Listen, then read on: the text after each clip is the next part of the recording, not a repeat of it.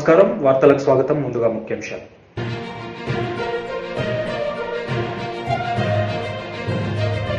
తెలంగాణ 10వ తరగతి పరీక్షల ఫలితాలు విడుదల. మీడియా సమావేశంలో వివరాలు వెల్లడించిన మంత్రి సవితా ఇంద్రారెడ్డి.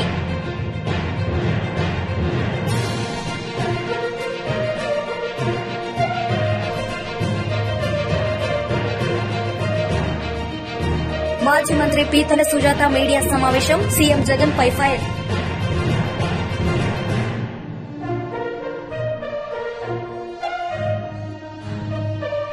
రాజస్థాన్లోని శ్రీనాథ్జీ ఆలయంలో ప్రధాని మోడీ దర్శనం మరియు పూజలు నిర్వహించారు. ఈ సందర్భంగా ఆయన మాట్లాడారు.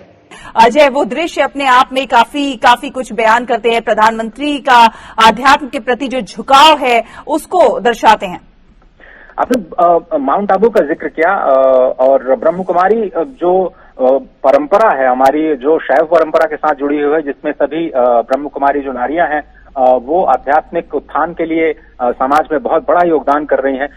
वो उसके भी तार आप कहीं न कहीं से देखें तो प्राचीन काल में गुजरात के साथ जुड़े हुए हैं, जब वहां के व्यापारी समुद्र की यात्रा से महीनों तक घर वापस नहीं लौटते थे, और ये बहुत प्राचीन बात है। और उसके बाद जो वहां की स्त्रियां होती थी वो एक बहुत छोटा सा समुदाय बना करके ब्रह्म कुमारी के नाम से जानी जाती थी और वो पूजा अर्चना का कार्य करती थी। जब इस परंपरा की शुरुआत हुई थी तो उसके विचार बहुत पहले भारत की सांस्कृतिक व्यवस्था, भारत की वाणिज्यिक व्यवस्था गुजरात खासतौर पर उससे जुड़ी हुई है। माउंट आबू में उनका हेडक्वार्टर्स है, जिसमें आप बता रहे हैं कि जो मल्टी स्पेशलिटी हॉस्पिटल का उद्घाटन किया जाना है। बहुत बड़ी संख्या में इनके जो विकास कार्य हैं, सामाजिक उत्थान के ब्रह्म कुमारी के, वो लगातार संचालित होते रहे हैं और देश विदेश में इनके कई सारी सेवाएं चल रही हैं, चाहे वो भोजन की व्यवस्था हो, स्वास्थ्य की व्यवस्था हो। बहुत सारी जगह विश्वविद्यालय, प्रजापति विश्वविद्यालय के नाम से भगवान शंकर की जो निर्देश हैं, जो आदेश हैं, उनको प्रतिपादित करने का ये पूरी संस्था काम करती है। तो आपने बिल्कुल सही कहा कि ये जो राजस्थान का पूरा इलाका है और उदयपुर के थोड़ा सा ऊपर ही जाकर के आपको माउंट आबू की जो हरियाली है, जो वहाँ की सांस्कृतिक छटा है, वहां पर आपको माउंट आबू में ब्रह्म कुमारी के दर्शन होंगे। तो ये भी एक तरह से संपर्क की बात है, लोगों को जोड़ने की बात है। और हमेशा सांस्कृतिक समारोहों के जरिए, सांस्कृतिक धरोहरों के जरिए प्रधानमंत्री मोदी देश को जोड़ने की जो कोशिश करते रहे हैं, उसका आज एक बड़ा उदाहरण उदयपुर में नाथा द्वारा और उसके बाद ब्रह्म कुमारी माउंट आबू में जाकर के ये जो शिलान्यास है, उसके साथ साथ जो दूसरी विकास की परियोजनाएं हैं वो उसका स्थानीय और राजनीतिक, साथ ही साथ जो राष्ट्रीय क्षितिज है उस पर सकारात्मक असर आने की उम्मीद है। जब हम अजय बात करते हैं राजस्थान की, तो राजस्थान की अपनी एक समृद्ध सांस्कृतिक और आध्यात्मिक विरासत है और उस सांस्कृतिक और आध्यात्मिक विरासत के गाहे बगाहे अक्सर ही दर्शन होते हैं हमें टीवी स्क्रीन के जरिए, लोगों के तमाम एक्टिविटीज के जरिए। और इस सांस्कृतिक और आध्यात्मिक विरासत को और किस तरह से बल मिले, किस तरह से और ज्यादा समृद्ध हो, प्रगाढ़ हो, उसके लिए प्रधानमंत्री नरेंद्र मोदी के जो प्रयास हैं वो भी किसी से छुपे नहीं रहे हैं। और वही कुछ दृश्य आज भी हमें इस तरह प्रधानमंत्री नरेंद्र मोदी के इस दौरे के दौरान दिखाई पड़ रहे हैं। देखिए, नाथक द्वारा का जो महत्व है वो बहुत ही विशेष है। अगर आप उदयपुर की धरती पर जाएंगे तब आपको वो समझ में आएगा, जो ऊर्जा वहां से निकलती है। और जब सब लोग विभिन्न रागों में भगवान को रिझाने की कोशिश करते हैं, जब वो दृश्य आप जाएंगे तो फिर वो जो आनंद है उसको शब्दों में नहीं बयां किया जा सकता, वो केवल महसूस किया जा सकता है। तो जिस तरह से आपने सांस्कृतिक धरोहरों की बात की, सूरदास के रूप में हम जानते हैं कि भक्ति की पराकाष्ठा जिसको माना जाता है, एक भक्ति काल के बहुत बड़े कवि हुए, वो किस तरह से भगवान को रिझाया करते थे और यहाँ तक कि उनको ये भी शक्ति प्राप्त की थी कि भगवान जिस रंग की वेशभूषा उस दिन पे धारण करते थे, उससे जुड़ा हुआ वो पद भगवान के लिए गाया करते थे। तो कहा जाता है कि एक बार उनको ये कहा गया कि जानबूझ करके भगवान को कुछ नहीं पहनाया गया और उनको कहा गया कि सूरदास जी अब आप गाइए कुछ, क्योंकि भगवान जी के हम जानना चाहते हैं कि भगवान जी कैसे दिखाई देते हैं आपको। तो उन्होंने बहुत ही प्रसिद्ध पद है, उन्होंने कहा कि अब तो मैं भगवान को देख ही नहीं सकता, इतना मनमोहक स्वरूप है और इस वक्त भगवान ने करधनी के अलावा और कुछ भी नहीं पहना है। लोगों को बड़ा आश्चर्य हुआ कि ये सूरदास जी के पास ऐसी शक्ति कहाँ से आती है कि वो भगवान का उसी रूप में दर्शन करते हैं जिस रूप में वो उनका श्रृंगार किया जाता है। और ये बहुत ही विशेष श्रृंगार होता है। अगर आप देखें तो भगवान श्रीनाथ का जो एक एक उनके परिधान, उनके कपड़ों का रंग, उनकी करधनी में जो सोने और हीरे की मालाएं पहनाई जाती हैं, ऊपर जो उनकी मुकुट में अगर आप उनके ठुड्डी पे देखें तो एक हीरा चमकता रहता है, वो बड़ी विशेष पहचान होती है। सब लोग उसके दर्शन के लिए पधारते हैं। और इस वक्त जो आप तस्वीर देख रहे हैं नाथद्वारा मंदिर पे, जो वहां पर जो मुख्य अर्चक हैं उनके साथ विचार विमर्श कर रहे हैं। और ये जो परंपरा, जो वैदिक परंपरा जो अभी स्क्रीन पर दिखाई दे रही है आपको, जहां पर जो ब्राह्मण वेद मंत्रोच्चार के साथ उनका स्वागत कर रहे हैं और प्रधानमंत्री पत्रम पुष्पम कहते हैं, पत्रम पुष्पम फलम तोयम के जरिए उनका स्वागत कर रहे हैं, उनका अभिवादन कर रहे हैं और अपनी जो भेंट पूजा है भगवान श्रीनाथ के चरणों में समर्पित कर रहे हैं। बहुत ही अद्भुत दृश्य, और ये दृश्य एक तरह से कैमरे में कैद करने के लिए नहीं होते हैं, इसलिए आपको शायद भगवान श्रीनाथ के दर्शन नहीं हो रहे होंगे, लेकिन वो बहुत ही अद्भुत रूप होता है जब आप स्वयं जाएंगे नाथद्वारा में और वहां की जो ऊर्जा है महसूस करेंगे। आप महसूस करेंगे कि किस तरह से अष्ट सखा के रूप में सूरदास और कृष्णदास और जो दूसरे उनके सखा हैं, जिनकी तस्वीरें आप देख रहे हैं इस वक्त पीछे लगी हुई हैं, जहां पर बैठे हुए हैं प्रधानमंत्री, उनके पीछे जो कुछ तस्वीरें लगी हुई थी थोड़ी देर पहले, वो अष्टदासों की तस्वीरें हैं जो कि पुष्टि मार्गी वल्लभाचार्य जी की परंपरा से जुड़े हुए हैं, जो कि वैष्णव परंपरा का एक बहुत ही महत्वपूर्ण अंग है और उसको प्रतिपादित करने में वल्लभाचार्य जी की बहुत बड़ी भूमिका है। पुष्टि मार्ग ये विश्वास करता है कि भगवान को बाल रूप में हम खूब छकाएं, खूब उनकी सेवा करें, खूब उनको खिलाएं पिलाएं और एकदम उनको कोई भी परेशानी न होने पाए। तो उनको बहुत ही आराम से जगाया जाता है, बिना किसी परेशानी के आराम से उनको बहुत अच्छे सुंदर सुंदर वस्त्र दिए जाते हैं, बाल रूप में उनको हीरे मोतियों से सजाया जाता है। और जो पूरा ट्रस्ट है, आपको पता होगा कि कोकिला बेन जो कि अंबानी जी का परिवार है उसको देखता है और ट्रस्ट के मुखिया भी हैं जो कि इसका संचालन करते हैं, इसलिए भी गुजरात के लोगों का जुड़ाव इससे बहुत ज्यादा है। और जैसा कि मैंने बताया कि तकरीबन आधे से ज्यादा जो लोग हैं वो गुजरात से ही आकर के यहाँ पर हमेशा पड़े रहते हैं। अगर मैं कहूँ, वहाँ के जो पास में आश्रयशाला है, धर्मशालाएं हैं, वो गुजराती दर्शनार्थियों के साथ एकदम अट्टी पड़ी रहती हैं। और इस वक्त आप जो मैं देख पा रहा हूँ उसमें जो खास तौर पे जो पगड़ी है वो प्रधानमंत्री मोदी को पहनाई जा रही है। और कुछ आपको दृश्य समझ में आएगा कि ये ग्वाल बालों की पगड़ी है जो कि भगवान गैया चराते समय कुछ धारण किया करते थे। और ये देखिए कुछ ग्वाल बाल का जो स्वरूप है वो प्रधानमंत्री को भेंट स्वरूप देने की कोशिश। और ये जो प्रसाद होता है नाथद्वारा का, ये बहुत ही महत्वपूर्ण प्रसाद होता है, जिसमें भगवान वहाँ की जो देशी गाय हैं, गौशाला में आपको बताएं कि कम से कम 1500 गायों की जो सेवा की जाती है और वहीं के जो शुद्ध देशी गाय हैं वहाँ की दूध का सीधे सप्लाई जो है वो नाथद्वारा के भोग बनाइए। देखिए आपको तस्वीरें दिखाई दे रही है, ये जो ऊपर हाथ आपको दिखाई दे रहा है, एक हाथ कमर पे, दूसरा हाथ ऊपर गोवर्धन माना जाता है। ये गोवर्धन भगवान को जब उन्होंने उठाया था तो फिर वो जो दृश्य था उसी को, और ये वल्लभाचार्य जी ने खुद प्रकट किया था इस प्रतिमूर्ति को। తెలంగాణ 10వ తరగతి పరీక్షల ఫలితాలు విడుదలయ్యాయి. బషీర్బాగ్లోని ఎస్సీఈఆర్జీ కార్యాలయంలో రాష్ట్ర విద్యాశాఖ మంత్రి సబితా ఇంద్రారెడ్డి ఫలితాలను విడుదల చేశారు. అందరికీ కూడా పాస్ అయిన స్టూడెంట్ ప్రతి ఒక్కరికి కూడా అభినందనలు తెలియజేస్తా ఉన్నాను. దీంట్లో 10 జీపీఏ సాధించిన విద్యార్థుల సంఖ్య 6163. 9 నుంచి 9.8 జీపీఏ సాధించిన విద్యార్థులు 83,597 మంది. 8 నుంచి 8.8 జీపీఏ సాధించిన విద్యార్థులు 1,23,665 మంది. 7 నుంచి 7.8 జీపీఏ సాధించిన విద్యార్థులు 1,16,673. 6 నుంచి 6.8 జీపీఏ సాధించిన విద్యార్థుల సంఖ్య 71,683 మంది. 5 నుంచి 5.8 జీపీఏ సాధించిన విద్యార్థులు 17,279 మంది. 100% ఉత్తీర్ణత సాధించిన పాఠశాలలు రాష్ట్ర వ్యాప్తంగా 2,793 పాఠశాలల్లో 100% ఉత్తీర్ణత సాధించడం జరిగింది. అదేవిధంగా జిల్లాల వారిగా కూడా పర్సెంటేజ్ చూస్తూ ఉన్నప్పుడు మొదటి స్థానంలో నిర్మల్ 99% సాధించడం జరిగింది.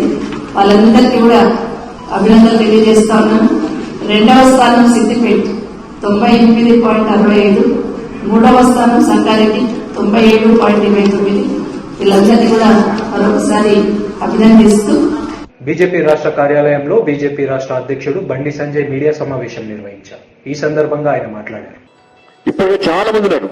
నాకు తెలిసి చాలా మంది వీసా గడువు ముగిసినటువంటి పాకిస్తాన్, బంగ్లాదేశ్ సంబంధించినటువంటి వ్యక్తులు చాలా మంది ఇప్పటికీ హైదరాబాద్ ను స్థావరంగా ఉంచుకొని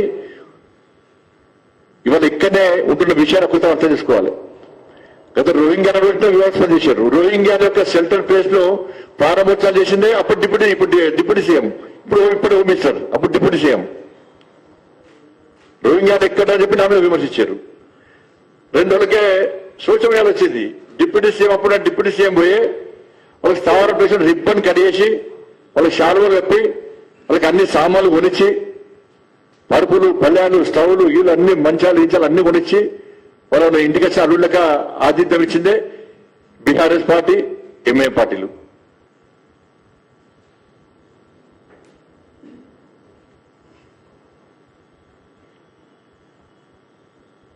మన తెలంగాణ రాష్ట్రాన్ని సాధించుకున్నది అభివృద్ధి చేసుకోవడానికి, మన పాలన మనం కొనసాగించడానికి, ప్రశాంతంగా బతకడానికి. ఇవాళ హైదరాబాద్ ప్రజల ప్రాణాలన్నీ కూడా బాంబుల కింద ఉన్నాయి, బాంబుల మీద ఉన్నాయి. అవి ఎప్పుడు వెళ్తాయా, ఏం చేస్తారా, ఇప్పుడు ఏ ప్రమాదకర సంఘటన జరుగుతుందో ఇప్పుడు తెలియని పరిస్థితి. ఇప్పుడు కూడా భాగ్యాన్ని ప్రజల ప్రాణాలు వీళ్ళ చేతుల్లో, వాళ్ళ చేతిలో ఉన్నాయి. ఈ హెచ్యూటీ సంస్థ ట్రైనింగ్ ఏడా, శిక్షణ ఏడా, ఇక్కడ వికారాబాద్, అనంతగిరి గుట్టలల్లా డ్రోన్ ద్వారా శిక్షణ ఇచ్చేటువంటి ప్రయత్నం చేస్తున్నారు. డ్రోన్ ద్వారా ఇక్కడ పెళ్లిళ్లకు కానీ ప్రోగ్రాంలకు డ్రోన్ కూడా పోలీస్ పర్మిషన్ ఏది, రెవెన్యూ పర్మిషన్ ఏది, ప్రభుత్వం పర్మిషన్ ఏది అని వాయిస్తారు పోలీసులు.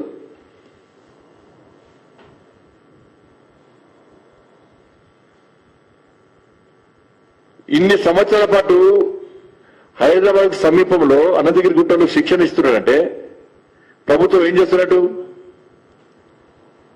లాస్ట్ ఇక్కడ పోలీసులు హీరోలు, ఇక్కడ పోలీసులు నిజమైన హీరోలైన పోలీసులు ఇక్కడ డ్యూటీ చేయలేకపోతున్నారు. కాబట్టి ఈ ప్రభుత్వం సహకరిస్తలేదు. కాబట్టి ఇలా మధ్యప్రదేశ్ నుంచి ఇక్కడ పోలీసుల సహకారంతో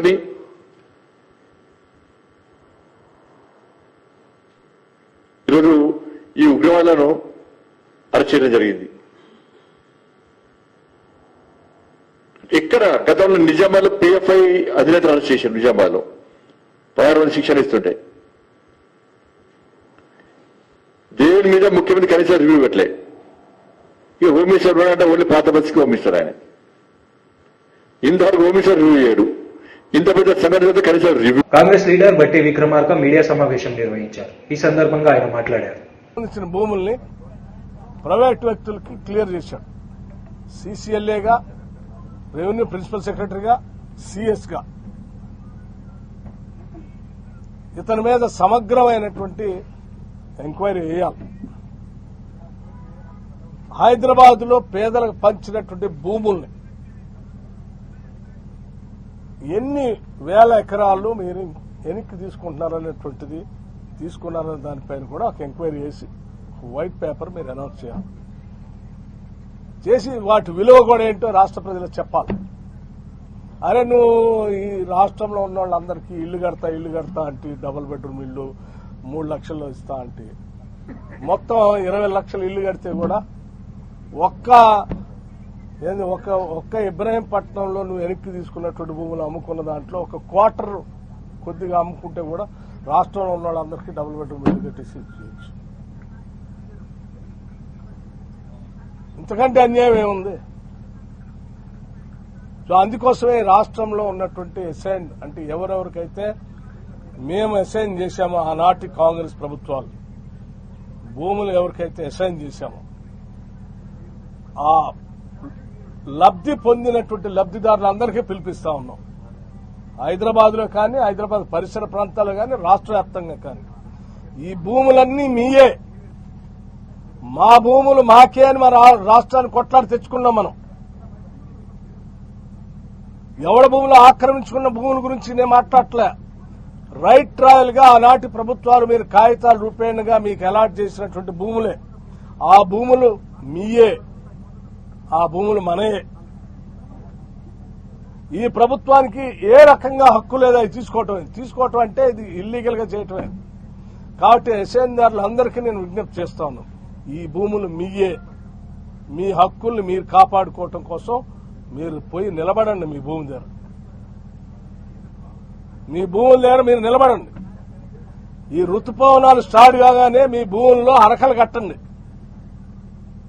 దున్నండి. ఎవడు అడ్డం వచ్చినా ఆగబాకండి. మన హక్కుల కోసం మనం కాపాడుకోవటం కోసం భారత రాజ్యాంగం బాజాప్తిగా మన హక్కులు రాసి పొందుపరిచి మనకిచ్చింది. మనమే ఇల్లీగల్ పని చేయట్లే.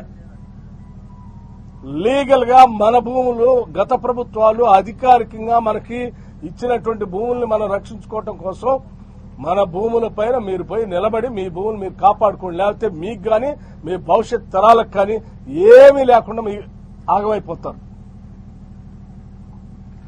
మీరు పోయి మీరు దున్నుకోండి, మీ భూముల్లో ఇల్లు వేసుకోండి. ఆ భూములు పంచినటువంటి రాజకీయ పార్టీకి సంబంధించినటువంటి సిఎల్పి నాయకుడిగా చెప్తా ఉన్నాను, పార్టీ తరఫునే చెప్తా ఉన్నాను. నేను మీ భూములు మీరు కాపాడుకోవటానికి కాంగ్రెస్ పార్టీ మీకు అండగా ఉంటుంది. మీ భూముల్లో మీరు పోయి దున్నుకోవటానికి పోయినప్పుడు మీకేమైనా ఇబ్బందులు అయితే కాంగ్రెస్ పార్టీ మీ వెంట వచ్చి మీ పక్కన నిలబడుతుంది. దగ్గరుండి మీ భూములు దున్నిచ్చే కార్యక్రమాన్ని కూడా చేస్తుంది. భయపడాల్సిన అవసరం లేదు. కేసులు పెడితే పోయేదేం లేదు మనకి. ఇప్పుడు ఉన్నదంతా పోయింది, ఇల్లు పోయింది, భూమి పోయింది, ఇంకా పోయేదేం లేదు. కాబట్టి ఏం పోదు. మీరు పోయి నిలబడండి, మీ భూములు మీరు దున్నుకోండి, మేము వచ్చి నిలబడతాం. 6 నెలలు కాపాడుకోండి మీ జాగ్రత్తగా. అవతలోడు ఎవడు కట్టుకొని ఆక్రమించుకొని చేసుకోకుండా 6 నెలలు కాపాడుకోండి. 6 నెలల తర్వాత ఎట్లాగా మళ్లీ ఇందిరమ్మ రాజ్యమే వస్తుంది. వీళ్ళే ఎందుకు అంటున్నా, వాళ్ళు తినటానికి తిండి లేనివాడికి బతకటానికి ఇంత భూమి ఇస్తే ఆ భూమిని గుంజుకునే హక్కు నీకెవడిచ్చింది అసలు? ఇవ్వద్దండి. ఎట్లా అమ్ముతావు అన్నాను. అదే నేను చెప్పేది, ఎట్లా అమ్ముతావు నేను చెప్పింది. అందుకే నువ్వు ఇది ప్రజాప్రభుత్వం, నువ్వు ప్రజల కోసం పనిచేస్తావా, బహుళజాతి సంస్థల కోసం పనిచేస్తావా? యువర్ యాక్టింగ్ ఏదైనా అమ్మాలి చేయడం. అందుకే వాళ్ళ కోసం నువ్వు పనిచేస్తున్నావు. నీ పని రాష్ట్ర ప్రజల కోసం గానీ దుబాయ్ బేస్డ్ కంపెనీస్ కోసం, అమెరికా బేస్డ్ కంపెనీస్ కోసం, లేకపోతే ఇంకో బేస్డ్ కంపెనీస్ కోసం కాదు కదా. నువ్వు నిన్ను జనం ఎన్నుకుంది ఈ ప్రభుత్వాన్ని. ఈ ప్రభుత్వం ఎందుకుంది? ఇక్కడ ప్రజల కోసం పనిచేయటానికి. 100% ఇంచి భూమిని కూడా ఎస్ఎన్ మేము గత ప్రభుత్వాల హయాంలో ఎవరెవరికైతే భూ పంపిణీ చేశామో, ఇది అధికారికంగా చేసింది, అనధికారికంగా చేసింది కాదుగా, అధికారికంగా మేము చేసింది. మేము నమ్మి ఆ రోజు పంచాం. ఆ పంచిన భూములు వాళ్ళకే ఉండేటట్టు చూసే బాధ్యత కూడా కాంగ్రెస్ పార్టీగా మా అందరిపైన ఉంది. కాంగ్రెస్ పార్టీ విధానాలు నమ్మేటువంటి ప్రతి నాయకుడు, కార్యకర్త ఈ బాధ్యతను తీసుకుని వాళ్ళకే ఒప్పజెప్పే కార్యక్రమాన్ని చేస్తాం. పరిశ్రమలు పెట్టాల్సిన పరిస్థితి వస్తే ఆ ఎక్కడ పెట్టడానికి ఎక్కడ అవసరం ఉందో, ఎక్కడ మిగులు భూమి దొరుకుతుందో ఆ దగ్గర పెట్టిస్తాం.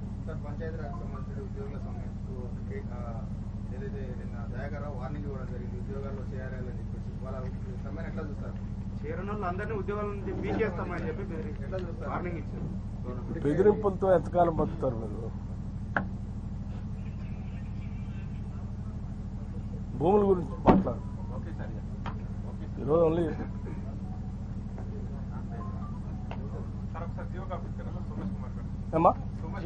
సోమేష్ కుమార్ చెప్పారు కదా. సోమేష్ కుమార్ దాని మీద ఇతర మీద కూడా నేను మేము అన్ని ఏమంటారు ఏజెన్సీస్ కి, గవర్నమెంట్ ఆఫ్ ఇండియాలో ఉన్నటువంటి ఏజెన్సీస్ అన్నిటికీ వీళ్ళ మీద లెటర్స్ పెడతాను. పార్టీ తరఫున లెటర్స్ పెడతాం. ఇతని మీద ఔటర్ రింగ్ రోడ్ పైన భూముల పేదల భూములు ఇచ్చిన దాని మీద. ఇవన్నీ అయిపోయిన తర్వాత నేను నాకు వచ్చిన దరఖాస్తులన్నీ తీసుకుని పేదలకు సంబంధించిన భూములకు సంబంధించిన అన్ని కూడా రాష్ట్ర ప్రభుత్వానికి ఒక కాపీ పంపిస్తాను. వాళ్ళు ఇమీడియట్ వాళ్ళ భూములు వాళ్ళకి ఇస్తే ఇచ్చారు, లేదా కట్టంతా తీసుకొని మా డెలిగేషన్తో భారత రాష్ట్రపతిని కలిసి తల్లి ఇది పేద ప్రజలకు ఇచ్చిన భూములు ఈ రాష్ట్రంలో ఇట్లా జరుగుతూ ఉంది, దీని మీద చర్య తీసుకోండి అని కూడా కలుస్తుంది. ఈ లోపల వాళ్ళు ఈ ఋతుపానాలు వస్తున్నాయి, జూన్లో పంటలు వేసుకునే సమయం, వాళ్ళ భూములు వాళ్ళు కాపాడుకోవడం కోసం దున్నుకోవాలని పిలుపునిస్తున్నాం పార్టీ తరఫున.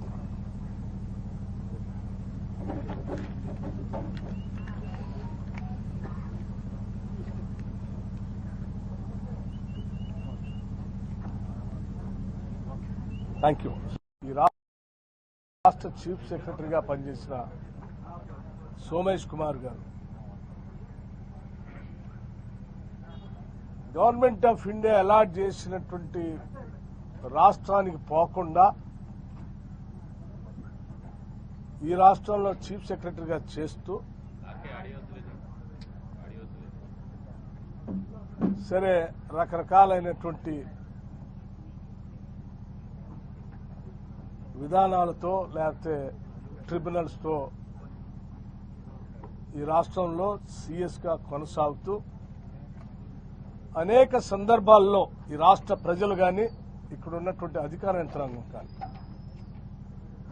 ఒక ఐఏఎస్ అధికారికి ఏ రాష్ట్రం కేటాయిస్తే ఇండియన్ అడ్మినిస్ట్రేటివ్ సర్వీస్ ఏ రాష్ట్రానికి కేటాయిస్తే గౌరవంగా ఆ రాష్ట్రానికి వెళ్లి పనిచేసుకోవాల్సినటువంటి బాధ్యత కలిగినటువంటి సర్వీసులో ఉన్నటువంటి వ్యక్తి పోకుండా ఇక్కడ ట్రిబ్యునల్ దగ్గర పోయి అటుపోయి ఇటుపోయి ఆర్డర్స్ తెచ్చుకొని కొనసాగటమే ఒక పెద్ద పొరపాటు.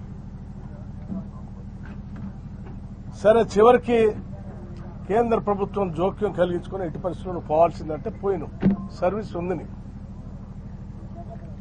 పోయి అక్కడ జాయిన్ అయ్యి పని చేసుకోవాలి కదా. పని చేసుకోకుండా అక్కడ వాలంటరీ రిటైర్మెంట్ తీసుకొని మళ్లీ హైదరాబాద్కి వచ్చి మళ్లీ ఇక్కడ అడ్వైజర్ గా చేరటానికి రాష్ట్ర ప్రభుత్వం ఆర్డర్స్ ఇచ్చిన దాన్ని చూసి చాలా ఆశ్చర్యం అనిపించింది నాకు. ఈ రాష్ట్రం తెచ్చుకుందే ఉద్యోగాల కోసం కొట్లాడి, ఉద్యోగాలు లేవు ఆంధ్ర వాళ్ళు, ఆ రాష్ట్రం వాళ్ళు, ఈ రాష్ట్రం వాళ్ళు మా ఉద్యోగాలన్నీ పోతా ఉన్నాయని కొట్లాడి తెచ్చుకుంటే ఇక్కడ ఉన్నటువంటి వాళ్ళకి అవకాశాలు రావాలి కదా. 30-35 సంవత్సరాలు సర్వీసులో ఉంటారు మీరు, ఇంకా తృప్తి లేకుండా వాలంటరీ రిటైర్మెంట్ తీసుకుంటే కదా, తీసుకున్న వాళ్ళు మళ్ళీ వచ్చి మళ్ళీ ఇక్కడ అడ్వైజర్ పోస్ట్ అయింది. ఏంటి నీకు ఇక్కడ ఉన్నటువంటి ఇంట్రెస్ట్? ఈ రాష్ట్రంలో నీకున్నటువంటి ఇంట్రెస్ట్ ఏంటి? ఏ ఇంట్రెస్ట్ తో నువ్వు ఈడ బలవంతంగా తెలంగాణ రాష్ట్రంలో కొనసాగటం కోసం ప్రయత్నం చేస్తున్నావు, ఇష్టపడతావు? గౌరవ ముఖ్యమంత్రి కె చంద్రశేఖరరావు గారికి కూడా నేను మాజీ మంత్రి పీతల సుజాత మీడియా సమావేశం నిర్వహించారు.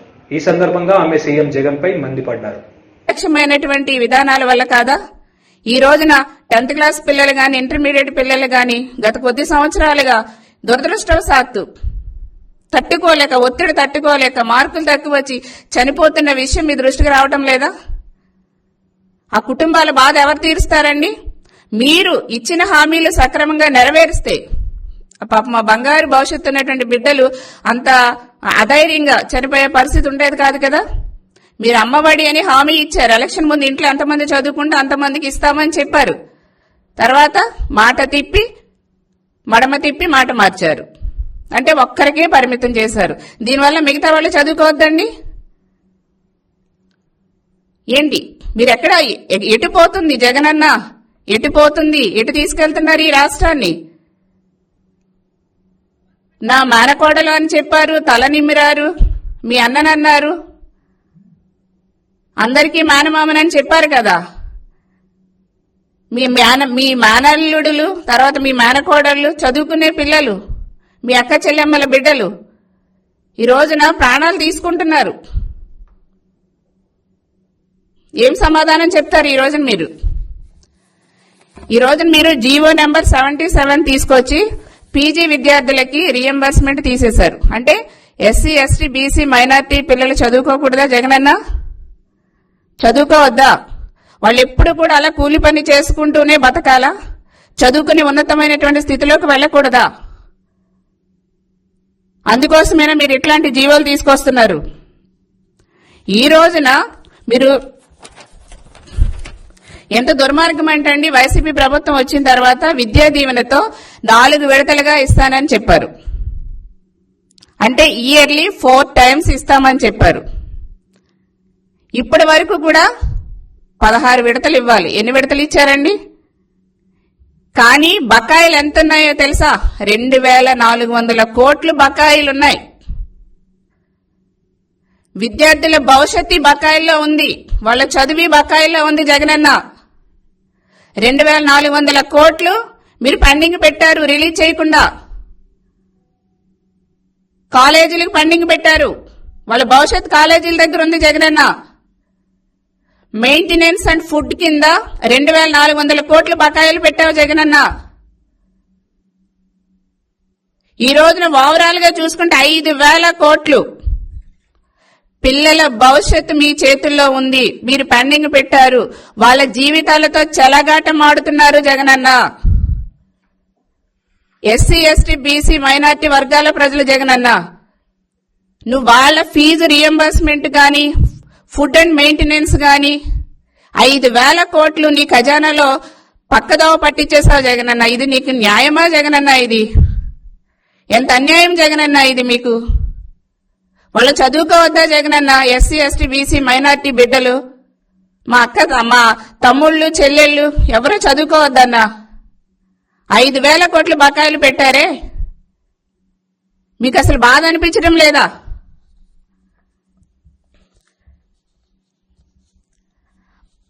అంతేకాకుండా ఈ గవర్నమెంట్ వచ్చిన తర్వాత అలా చదువు మీద కన్నా, విద్యార్థుల చదువు మీద కన్నా కూడా వీళ్ళ యొక్క అంటే శాండ్ మ్యాన్ వైన్ ఈ అక్రమాల మీద ఎక్కువ దృష్టి పెట్టారు. ఈ రోజున విద్యార్థుల భవిష్యత్తుతో చెలగాటం ఆడుతున్నారు. మీరు దయచేసి ఇమీడియట్ గా ఏదైతే fee reimbursement, food and maintenance 5000 కోట్లు బకాయిలు ఉన్నాయో అవి రిలీజ్ చేస్తేనే విద్యార్థులకి సర్టిఫికెట్లు ఇస్తామనేసి ఈ రోజున యాజమాన్యాలు కరాఖండిగా చెప్తున్నాయి. వాళ్ళ సర్టిఫికెట్లు అన్ని కూడా ఈ రోజున కాలేజీ చేతుల్లో ఉన్నాయి. ఫీజు కడితేనే తప్ప సర్టిఫికెట్లు ఇవ్వలేని పరిస్థితి. అన్ని ఒక పీజీ కోర్సెస్ తీసుకోండి, ఐటీఐ తీసుకోండి, బీటెక్ తీసుకోండి, any degree any PG college యాజమాన్యాల దగ్గర సర్టిఫికెట్స్ ఉన్నాయి. మీరు రియంబర్స్మెంట్ చేస్తేనే తప్ప సర్టిఫికెట్ల బిడ్డలకు ఇవ్వలేని, విద్యార్థులకు ఇవ్వలేనటువంటి పరిస్థితి ఈ రోజున దాపరించిందంటే మీ వైసీపీ చేతకానితనం వల్ల కాదా? ఈ రోజున తల్లిదండ్రులు విద్యార్థులు లబోదీబోమంటున్నారు. చదువుకోవటానికి భయం, ఫీజు కట్టకపోతే మాకు కుటుంబ పరిస్థితి, ఆర్థిక పరిస్థితి ఇదని. ఇకనైనా బుద్ధి తెచ్చుకోండి. విద్యార్థుల జీవితాలతో చెలగాటం ఆడటం మాని వాళ్ళ భవిష్యత్తుకు బంగారు బాట వెయ్యాలని ఇకనైనా సరే దేవుడు మీకు ఆ మనసు ఇవ్వాలని ఇమీడియట్ గా ఎస్సీ ఎస్టీ బీసీ మైనారిటీ బిడ్డలకు సంబంధించినటువంటి ఫీజు రియంబర్స్మెంట్, అదేవిధంగా ఫుడ్ అండ్ మెయింటెనెన్స్ 5000 కోట్ల రూపాయల పెండింగ్ బిల్స్ ఇమీడియట్ గా రిలీజ్ చేయాలి, విడుదల చేయాలనేసి కూడా డిమాండ్ చేస్తున్నాం. కమలాపురం నియోజకవర్గంలో గడప గడపకు మన ప్రభుత్వం కార్యక్రమంలో భాగంగా ఇంటింటికి తిరుగుతూ సీఎం వైఎస్ జగన్ ప్రభుత్వం అందించిన సంక్షేమ పథకాలను అడిగి తెలుసుకున్నారు ఎమ్మెల్యే రవీంద్రనాథ్ రెడ్డి. ఈ సందర్భంగా ఆయన మాట్లాడారు. ఇప్పుడు నీకు 45 ఏళ్ళకి వస్తుంది, ఉన్నవాటి డాక్టర్ కూడా వచ్చింది. ఎవరో పిల్లలు చదువుకున్నాడు, డిగ్రీ బీటెక్ ఏం చదివినాడు? బీటెక్ అయిపోయిందా? అయిపోయిందంటే ఆయన సర్టిఫికేట్లు తీసుకుని నన్ను కలవమని ఉద్యోగం ఇస్తాం, పెడతా. Very good, nice. పెన్షన్ వస్తుందా? వస్తానేమో. సరే, ఇప్పుడు మీకు రావాల్సింది మిగిలిపోయి మిస్ అయిపోయిన పథకం ఏదైనా ఉంటే చెప్పిస్తాం. మాకేం లేదు సార్, అబద్ధం వద్దు సార్, నిజమే మాట్లాడాలా. మాకు అన్ని వచ్చినాయి సార్, మాకు అవసరం లేదు. నా పిల్లలకి ఉద్యోగం కోసం దేవుని ఏం పర్వాలేదు, ఇప్పుడు ఇస్తాం, ఉద్యోగం ఇప్పిస్తాం. అది ఒకటి సార్, ఇప్పిస్తాంలే. ఏమైనా గుర్తుపెట్టుకో జగన్, మీకు మీ తమ్ముళ్ళు లాంటి వాళ్ళు. ఆరోగ్యశ్రీ ఆకులు పోయినారు, అమ్మఒడి, సున్నఒడి దాకా ఇదంతా వచ్చింది. ఫాతిమా అబ్బి బేగం ఆసరా వచ్చింది, మీకు పెన్షన్ వస్తుంది, సున్నఒడి దాకా కూడా వచ్చింది. మిస్ అయిపోయిన పథకం ఏదైనా చెప్పండి. ఏం లేదు, ఇల్లు అట్లాంటి కావాలంటే ఇస్తాం. సరే, ఎప్పుడైనా ఎలక్షన్ వచ్చినప్పుడు చాలా గుర్తు తప్పకుండా వార్తలు ముగించే ముందు ముఖ్యాంశాలు మరోసారి.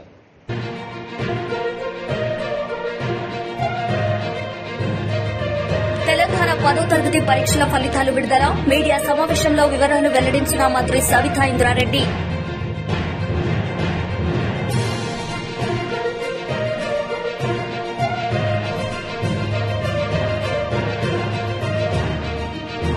మాజీ మంత్రి పీతల సుజాత మీడియా సమావేశం. సీఎం జగన్ పై ఫైర్.